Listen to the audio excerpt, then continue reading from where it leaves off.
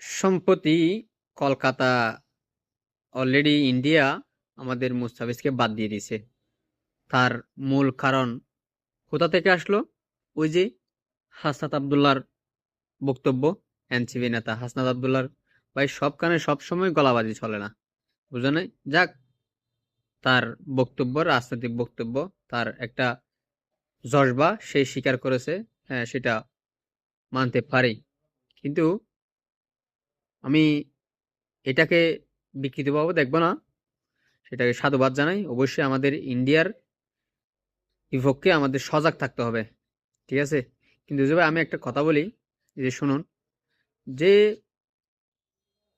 আমাদের মুস্তাফিজ ঘরের ছেলে ঘরে নিরাপদ আছে, সেটার জন্য অনেক অনেক ভালো, কিন্তু যে পারবেন যে আপনি ইন্ডিয়াকে তো আমরা সবসময় বয়কট করি, আমরা সবসময় ইন্ডিয়া বিরোধী থাকি, কিন্তু কি পারবেন কি ওদের মতো করে এই ইন্ডিয়ার চ্যানেলগুলো বন্ধ করতে? আপনি ইন্ডিয়ার ওষুধগুলো বন্ধ করতে পারবেন? পারবেন কি ইন্ডিয়াকে বয়কট করতে ভাই? হ্যাঁ, এক এক দেশে এক এক লাগে, কিন্তু আপনার আদান প্রদানে অবশ্যই ইন্ডিয়াকে কি অবশ্যই আপনি পুরোপুরি বয়কট করবেন এটা হবে না। মনে করেন কিছুতে কিছু সম্পর্ক অবশ্যই লাগবেই, কারণ আদান প্রদান যেটা বলে আমাদেরকে, বা খাদ্য, পোশাক, প্রোডাক্ট, অনেক কিছুর ব্যবসা আছে, যেটা কূটনীতিকরা জানে ভালো মানে এ বিষয়ে। কিন্তু এই বিষয়ে আপনাকে জানতে হবে যে শত্রু কখনো বন্ধু হয় না, ঠিক আছে? অবশ্যই আমাদের হাদিসে আছে যে আমাদের ইন্ডিয়ার সাথে একটি বড় ধরনের একটা যুদ্ধ হবে। সেটা কখন হবে সেটাও জানিয়ে দেওয়া আছে। অবশ্যই ইন্ডিয়া আমাদের শত্রু, ইন্ডিয়া আমাদের জাতির শত্রু, ইন্ডিয়া আমাদের মুসলমানের শত্রু, ইন্ডিয়া আমাদের দেশের শত্রু। কিন্তু যে আপনারা, আমার একটাই দাবি থাকবে যে আপনারা অবশ্যই আমাদের ছেলে, ও বলছিলাম না, মুস্তাফিজুর রহমান, সেই ক্রিকেটার, আমাদের ঘরে ছেলে ঘরে নিরাপদ আছে, জাজাকাল্লাহ। সে যায় নাই, ভালো হয়েছে। অনেক খেললে, হ্যাঁ, সামনে কিন্তু আবার এ, খেলা আসতেছে, তখন কিন্তু আমরা ইন্ডিয়া যাব না। আমরা খেলবো কোথায়? শ্রীলঙ্কা, ঠিক আছে? কিন্তু আমরা অন্য কোথায় খেলবো, কিন্তু ওখানে যাব না, ইন্ডিয়া যাব না। তো আপনারা, আপনাদের একটা দাবি, আমাদের একটা দাবি, হাসাত আবদুল্লাহ, আপনি এখন গলা ফাটান যে আমাদের ইন্ডিয়ান কোন চ্যানেল আমাদের বাংলাদেশে চলবে সেটা অবশ্যই বন্ধ করে দেওয়া হোক, সেটা আমার জোর দাবি। আর ইন্ডিয়াকে ছাড়া পার্শ্ববর্তী দেশ ছাড়া চলাও একটু মুশকিল। অবশ্যই লাগবে তাদের, দেশ থেকে আমাদের এখানে খাদ্য সরবরাহ চলতেছে, ওষুধ পাতি অনেক কিছু চলতেছে, ইন্ডিয়ান প্রোডাক্টও চলতেছে, গায়ে জামা গায়ে দিয়ে, এগুলো তো মনে হয় ইন্ডিয়া থেকে প্রায় প্রোডাক্ট আসে, কাপড় আসে। তো কূটনীতির সম্পর্ক রেখে বাদ বাকি সম্পর্ক বিচ্ছিন্ন করার দাবি জানাচ্ছি। তারা যদি পারলে, আমি কেন পারবো না?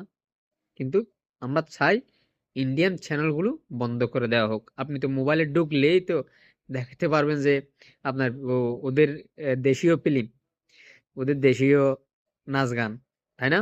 তো আপনারা চাইলে পারবেন, রাতের কিরণমালা, অমুক মালা, তমুক মালা। চাই আপনারা এটা বন্ধ করুন, যে ইন্ডিয়া যে আমাদের শত্রু সেটা আমরা আবারও প্রমাণিত হলাম, যে ইন্ডিয়া আমাদের জাতির শত্রু, দেশের শত্রু, মুসলমানের শত্রু, সব দিক দিয়ে তারা আমাদের শত্রু। সেটা আমরা আজীবন মানতেছি, আজীবনই মানব, মানতেই থাকবো, যুগ যুগ ধরে, যুগ যুগ ধরে। তো তাই বলতেছি, আমাদের ঘরের ছেলে ঘরে নিরাপদ আছে। ইন্ডিয়ার সব চ্যানেল, টিভি চ্যানেল আমাদের দেশ থেকে বয়কট করা হোক এবং বন্ধ করে দেওয়া হোক। তাদের দেশীয় কোনো নিউজ আমাদের দেশে যাতে না আসে। সোশ্যাল অ্যাক্টিভিটিস যারা মেইন মালিক, অবশ্যই আমাদের দেশীয় একটা সার্ভার আছে, সেই সার্ভারের যে মেইন অ্যাডমিন, তাকে তো অবশ্যই বললে এগুলো সবকিছু পারা যায়। যেমন ধরুন, চীনেও ইউটিউব চলে না, চীন দেশে ইউটিউব চলে না, তাই তারা বিকল্প অ্যাপস বের করেছে, কিন্তু বাইরের দেশের কোনো কিছুই তাদের মোবাইলে কি হয় না, অ্যাডজাস্ট হয় না। চাইলে একজন অ্যাডমিন বা যে পরিচালনার দায়িত্ব, বাংলাদেশের ফেসবুক কর্তৃপক্ষের যে পরিচালনার দায়িত্ব আছে, তাকে অবশ্যই আপনারা যদি সেটা অবগত করেন, অবশ্যই পারা যাবে।